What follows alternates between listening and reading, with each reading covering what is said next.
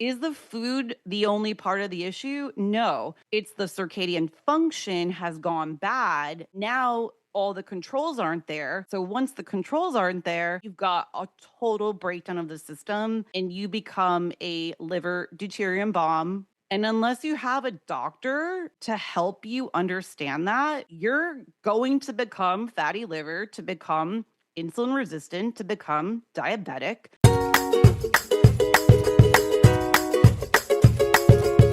Hello, hello, Hill Squad. Welcome back to another roundtable. We've got Dr. Allison, our holistic and naturopathic brilliant doctor, and health and wellness coach, Christina Gomez. We are so excited today. We are going to be talking about fatty liver as a precursor. So you thought it was just fatty liver, but it's more. Fatty liver as a precursor and clear warning sign to diabetes. Where was the Hill Squad roundtable 10 years ago when I needed to hear that when I had a fatty freaking liver? Anyway, but it's not being treated that way, clearly, because I didn't know about it then, and people are just starting to find out about it now. But before we get into this, our quote of the day: life is 10% what happens to us and 90% how we react to it. That was from Charles R. Swindoll. Very, very true. Ladies, nice to see you.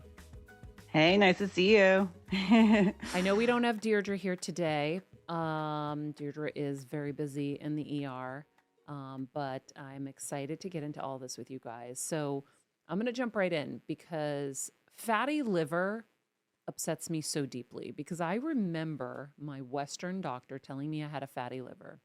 Very sweet lady. And she was like, you're already thin. There's nothing I can tell you to do.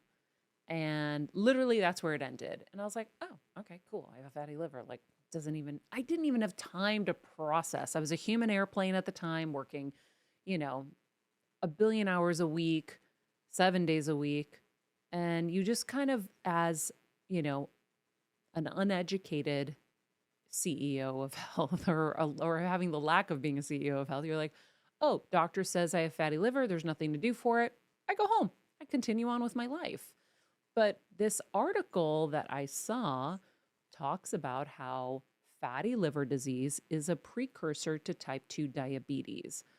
Non-alcoholic fatty liver disease, now also referred to as a metabolic dysfunction associated I don't know these words, liver disease, is characterized by excess fat accumulation in the liver, not caused by alcohol consumption.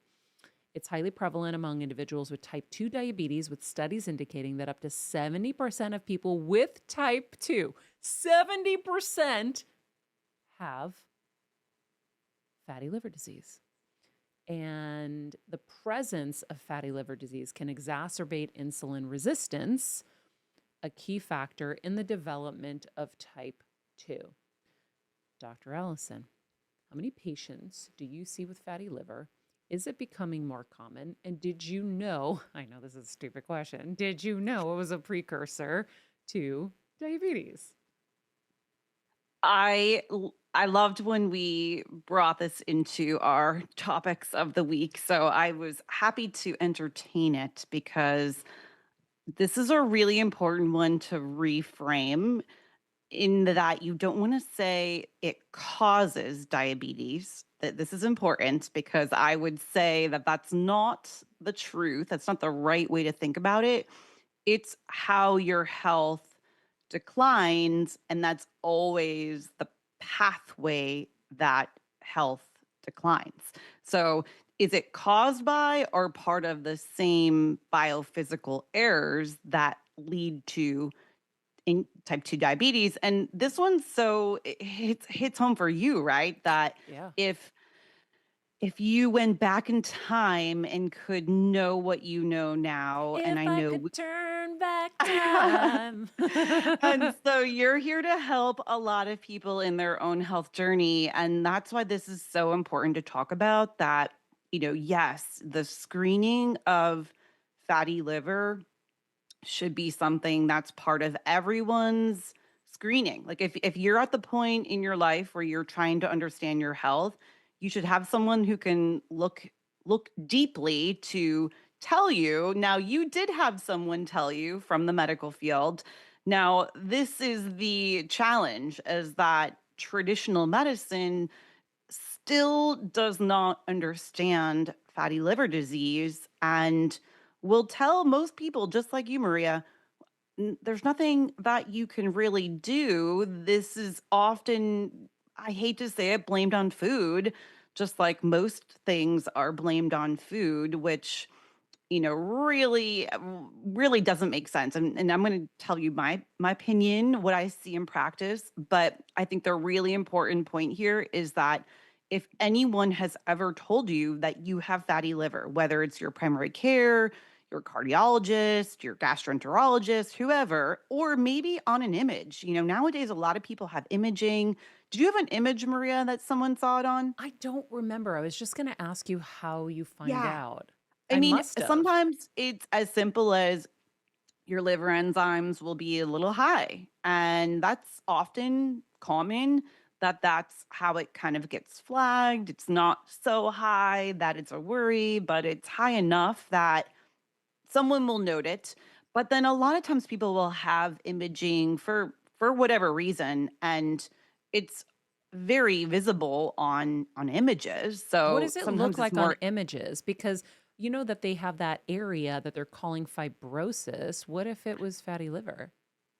Right. So there's a progression. So typically fatty liver can then become very inflamed and then it can become fibrotic. But then the challenge is as the images have gotten really like much better over the years, now we're seeing a lot and it is kind of confusing the people looking at the images. I know this from MRIs. You can have T1 weighted MRIs. And if you look at a liver, it's loaded with deuterium. This is how MRIs work. And Does that look from like a lesion? it looks, yeah, if you're someone reading it, you're like, this is really funky looking. And this is where medicine fails. We don't talk about deuterium. We don't talk about anything in relationship to physics. So we just blame it on food because that's easier. And then unfortunately though, if someone like you who's thin and doesn't fit the old profile, 20, 30 years ago, fatty liver wasn't that common.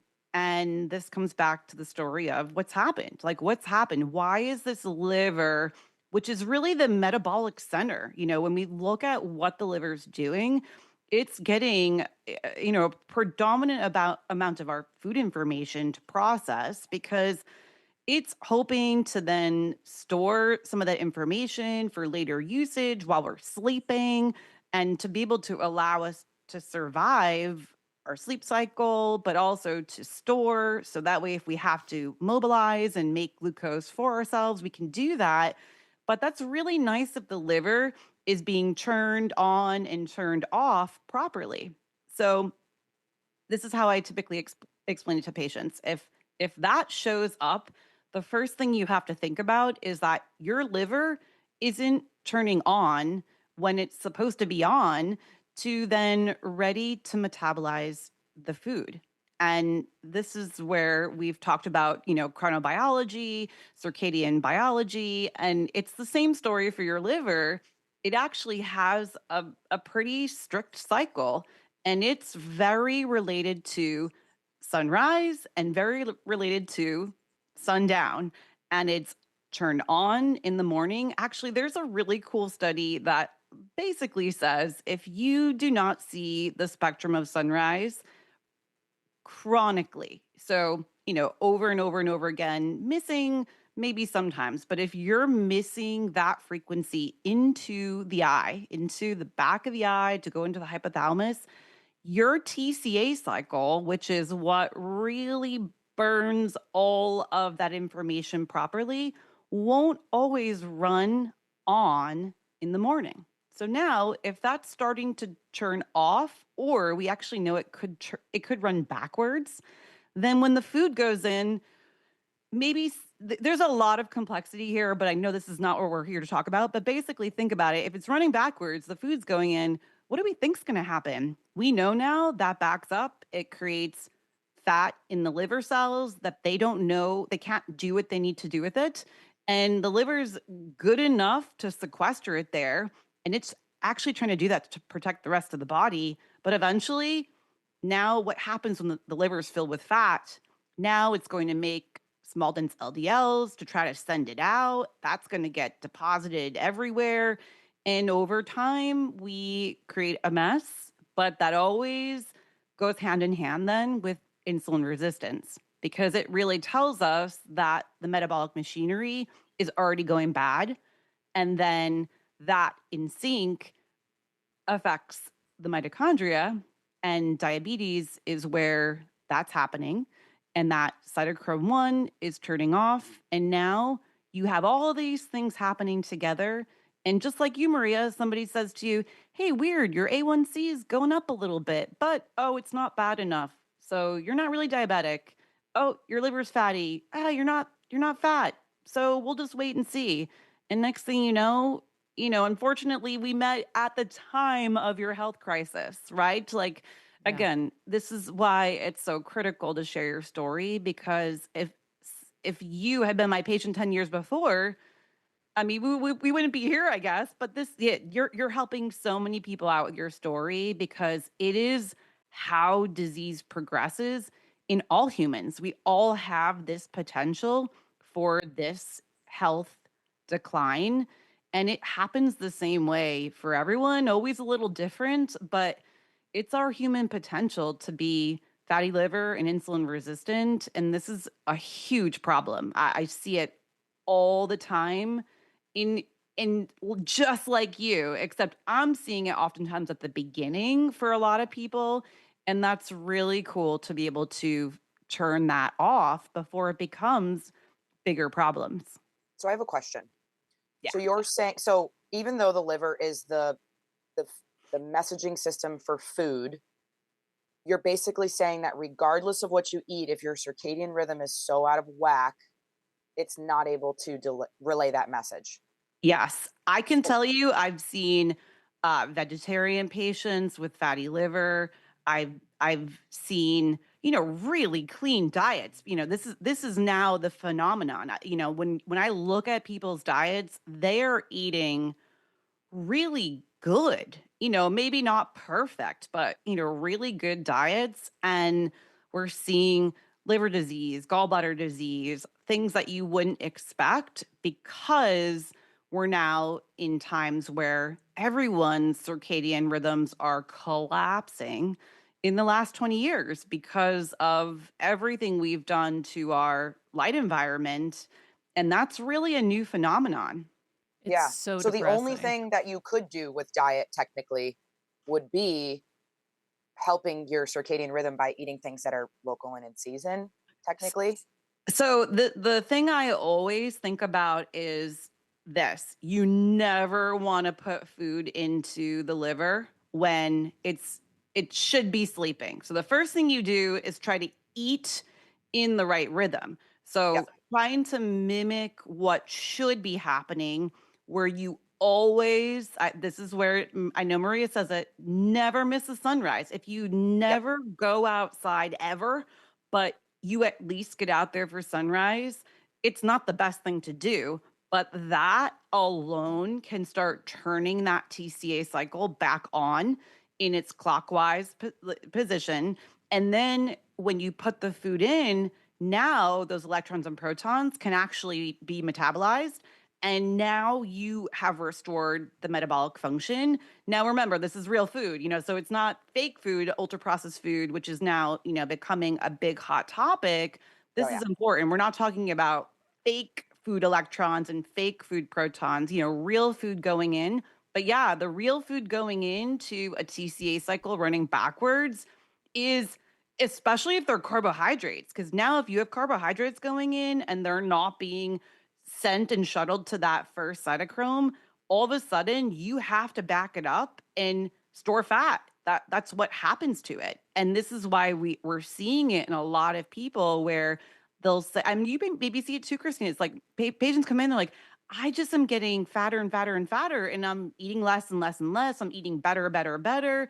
Sometimes it's trickery where you can offset it a little bit if you use a lot of your muscle metabolism that may work in the short term. If you start exercising, you might be able to get an effect. But if your liver metabolic function is leptin resistant, eventually that's not going to work either. And then you get frustrated. And Yeah. then, yeah, And the biggest thing I see is that people who are retaining fat or can't lose fat, they're deficient in vitamin D. right. So yeah, so we come back to fatty liver, look that up, PubMed, fatty liver, low vitamin D, like always shows up.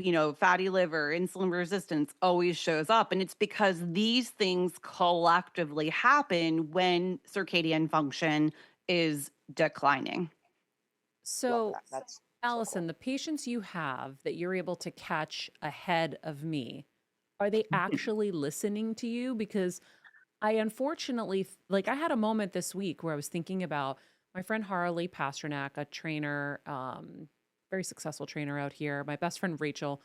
When I first was in LA, I was a hot mess trying to keep this crazy schedule of 50 jobs, being a human plane. I was eating fast food at least twice a day. I drive by fast food now and I'm like, I can't believe I went into those places. I used to think that my friends were all snobs and they thought they were too good to eat there. And I had this horrible mentality around it all. And they were begging me to stop eating this shit. And he would say, he's like, you're getting by now, but later it's gonna catch up with you. And I stayed thin. So it was fine. Nobody had a problem. I was eating and of course I ended up in the hospital a couple times, but Okay, so I just love that you asked this question, and I'm not going to answer well, I will say this. You initially said, "Did people listen to you?" I, I wish I could tell you that every patient listens to me.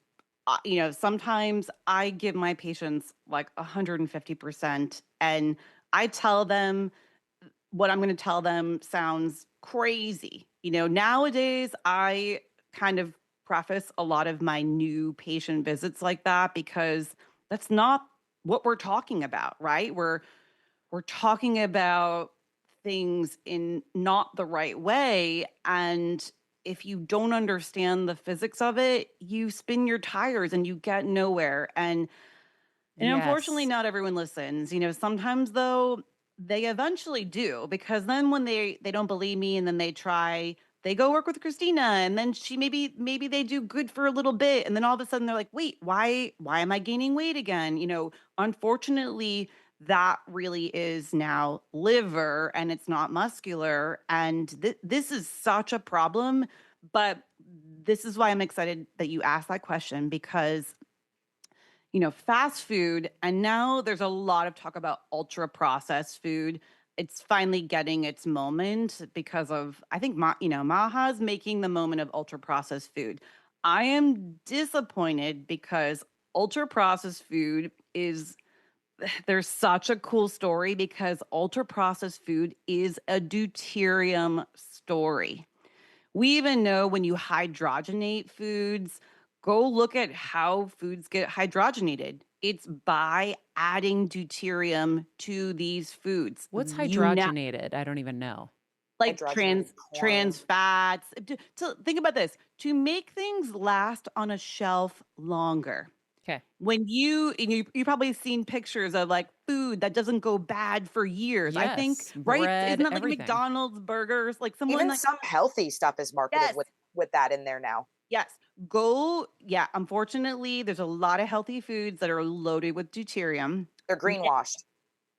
This is what we know though. So, deuterium is a confusing message. So, if you throw deuterium, so you're eating it, it's going into your digestive tract.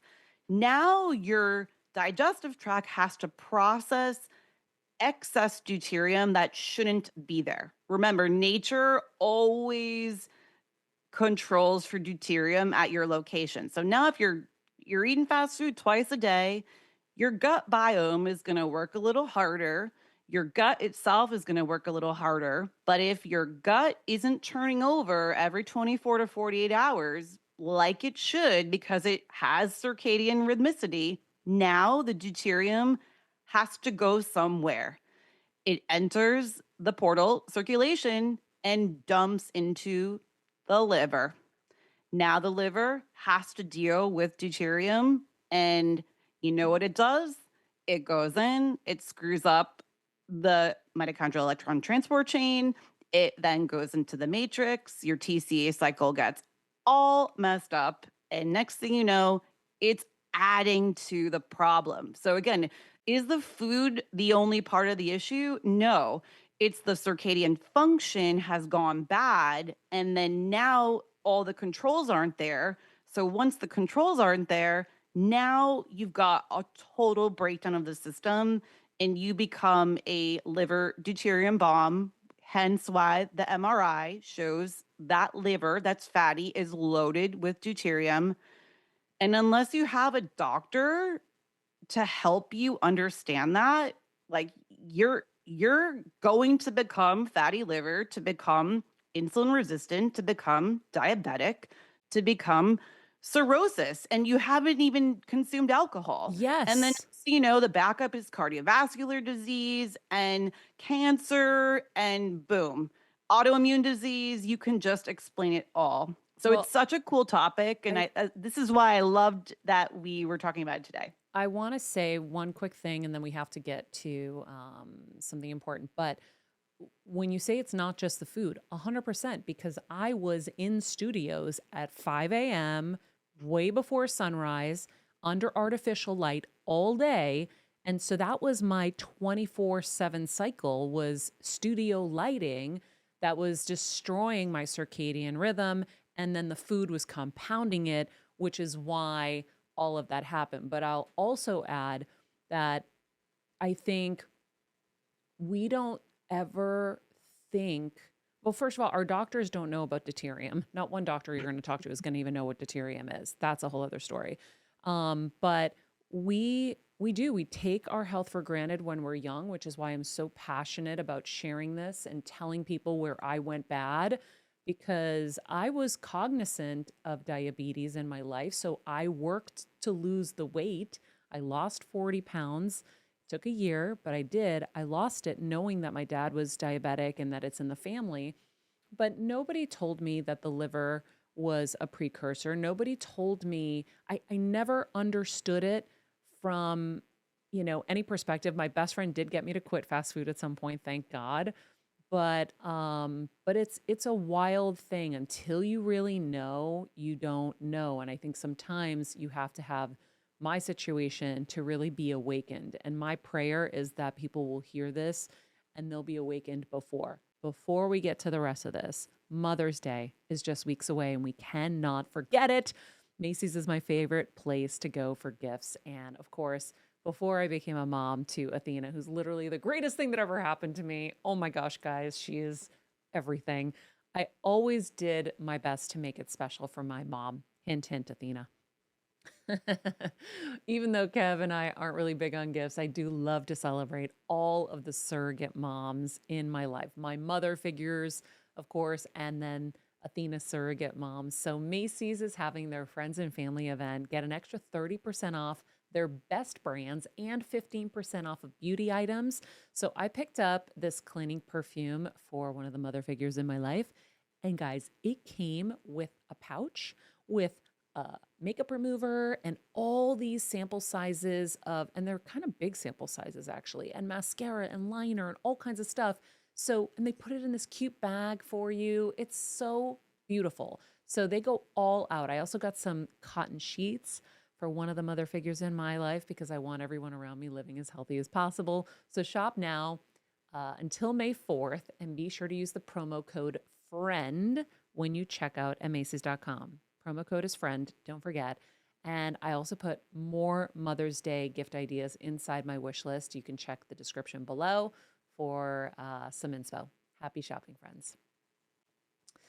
All right. So this is eye-opening for me. I know it's eye-opening for others. And the deuterium thing we'll talk about in another episode for sure, because I want people to really understand deuterium and why it's important. And just even knowing that those spots on the liver could be deuterium and not tumors and lesions.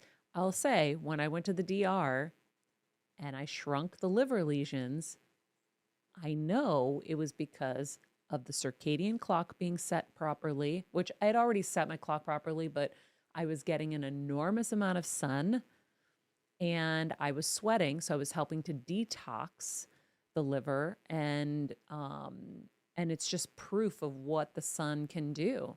But we don't think about, no one's teaching us to go out at sunrise other than you, and Jack Cruz and a few other people, but this is just becoming a thing. So to know that being out at sunrise is going to help our health so majorly, I pray that people will actually start doing it. Right. Yeah. Cause I mean, there's more to the story. And so, the more you want to know, obviously we're gonna dive deep in there, but it's really about recycling those protons and truly to create the proton motive force. So like when you're thinking about what the liver's trying to do, it's creating this proton force to spin the motors to make ATP and that's really critical because that's how your liver will naturally deal with the deuterium. So when you were in the DR, you were maxing that out and that creates the redox potential, which is that net negative charge. Like your bioelectrical charge was being stored in your batteries and harnessed, and then you were building that proper melanin to create the signal for running normal. And when you did that day after day after day, because you got some really good time there, that was your best chance to deplete that deuterium. And that's the redox before detox. And that's truly the way you want to think about it. There's no way to force detox if you don't have that good redox potential and the melanin to actually properly do the detox. So that's why the DR was so powerful for you and why you actually got such great results there. Yep. So these are all, so going out at sunrise, not eating before the sun has risen, not eating after the sun has risen, avoiding those ultra processed foods, things like that. Those are all good preventatives and hopefully also helpful for people who already have it. But how do you know if you're like on the verge or of like, is there some way that you can test to see if somebody's like on their way towards fatty liver? How does that process work? Right. I mean, I always screen the liver enzymes. I screen a liver enzyme called GGT, and then I'll always look for insulin resistance. And then I actually always screen for circadian function, doing an adrenal stress index test. When you look there, you can see it. And then the other kind of proxy too is autoimmune disease, which, Maria, you had very early on. That was one of the first red flags that you were having circadian issues was, that surprise moment where someone, I think on your like on a news show, they said, "Hey, you did these labs, you've got thyroid antibodies, but no worries. You're fine otherwise." And then so when you think of it this way, now you can actually understand that will always happen if you go down this same train in your health. So you're saying elevated insulin resistance, um, cortisol, elevated cortisol. Is that what? Salivary, you have to do a salivary adrenal stress index. And then you might see low blood levels of adrenal hormones like DHEA, sulfate. You'll typically Gotcha. see an elevated high sensitivity CRP because now the liver has gotten inflamed from the backup. There's a pattern if you look at things kind of through that biophysical lens, you can see it. Yeah, yeah. It's so common and I wish I could tell you it's not what I see all the time. And no one's being told this by their traditional doctors because they're not looking for it. We don't learn this in medical school. It's just unfortunate because, Maria, you had like 20 years of all these check engine lights on before, maybe not quite 20, but more than 15. No, more than And 15, because I got yeah. diagnosed with Hashimoto's on the Today Show doing a segment at like 23, Okay, yeah, 24. that's okay. So yeah, basically 20 Yeah. years wow, we can take this experience you had and just now what we know 20 years later and say, wow, we can really help a lot of people to understand, to fix it, to prevent it, to be able to churn that train around and back toward your health. Like, that, there's nothing more exciting when I work with patients than to do that. Yeah, there's a lot for people to grab onto and to learn and to apply, and it's not hard. It's like you're gonna go outside. I hated waking up early because I had to wake up early for so many years. And whether it was when we were janitors, we had to be there at 5 a.m. And then I worked at Dunkin' Donuts, I had to be there at 5 a.m. And then more glamorous when I had to do my MTV shows and things like that, I had to be there at 5 a.m. But I'll tell you, when you're desperate and you're unhealthy, you'll do it. And now the great part about it is I don't miss it ever. And and I have more time in my day now. Because I wake up earlier and I start my day earlier, I feel so much calmer because I can get in all the things I want to get in. I can get in my meditation, I can get my trampoline in, I can do all those things because I'm getting up earlier. So I'm grateful to have been put on the path, even if it was a little later than I would have liked. And I hope you guys will join us and wake up at sunrise. And you have to eat within an hour of sunrise, technically. And then you 30, 60 minutes. Yeah. and then you want to eat it before sunset, technically. Like, for example, I went to a dinner last night and I knew it was going to be a little later. I don't normally do them anymore, but the person was flying in late. So our dinner was going to be like 6:30 or 7. So I ate before I left the house so that when I got there, I was just going to maybe have a little like nibble of a salad. So it wasn't anything major because I was like, I don't want to have a big meal and have my body working so hard to digest at that hour. I did have some tequila, but that's a whole other story. We do have to live, guys. But anyway, I hope you guys found this information helpful. If you have, please share with a friend or 2 or 20. In the meantime, be nice people. Get your sunrise and your sunset. Make good choices and be present. Hey, Heal Squad. We have been on quite the journey together, and we're hearing from so many of you just how much this show is helping you heal and get better, and it makes us feel so good. We love, love, love it, and we just ask that you don't keep it to yourself. Spread the message and share the show or your favorite episode with your friends. And if you want to help us even more, you can leave us a 5-star rating and a comment on Apple Podcasts or Spotify, and follow us on Instagram at Heal Squad. You can also DM us anytime because we love connecting with you. And finally, you can also join us on Patreon for our monthly live heal events with world-class healers and ad-free episodes exclusive only to Patreon and our Super Heal Squad for as little as $10 a month. So go to patreon.com/Heal Squad to join. Getting better isn't easy, friends, but as I say all the time, it's a whole lot easier if we can do it together. We love you all so much, and we love doing this thing called life with you. This podcast and all related content published or distributed by or on behalf of Maria Menounos or MariaMenounos.com is for informational purposes only and may include information that is general in nature and that is not specific to you. Any information or opinions expressed or contained herein are not intended to serve as or replace medical advice, nor to diagnose, prescribe, or treat any disease, condition, illness, or injury, and you should consult the healthcare professional of your choice regarding all matters concerning your health, including before beginning any exercise, weight loss, or healthcare program. If you have or suspect you may have a healthcare emergency, please contact a qualified healthcare professional for treatment. Any information or opinions provided by a guest expert or host featured within website or on company's podcast are their own, not those of Maria Menounos or the company. Accordingly, Maria Menounos and the company cannot be responsible for any results or consequences or actions you may take based on information or opinions.